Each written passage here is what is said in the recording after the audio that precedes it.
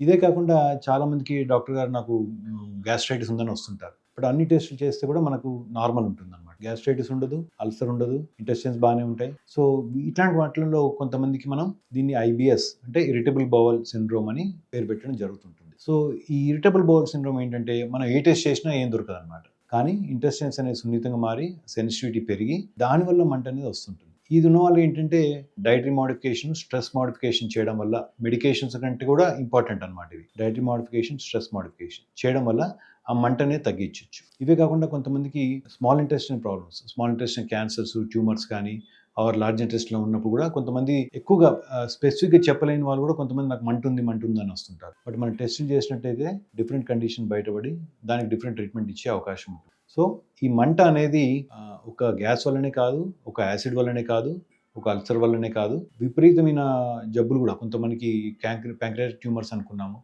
Are పేగుపుత అనుకున్నాము, ulcerative colitis కానీ, inflammatory bowl disease కానీ, ఐబిఎస్ కానీ, ఈ అన్నిట్లో కూడా పేషెంట్ తరచుగా నాకు మంటుందని వస్తుంటారు అనమాట.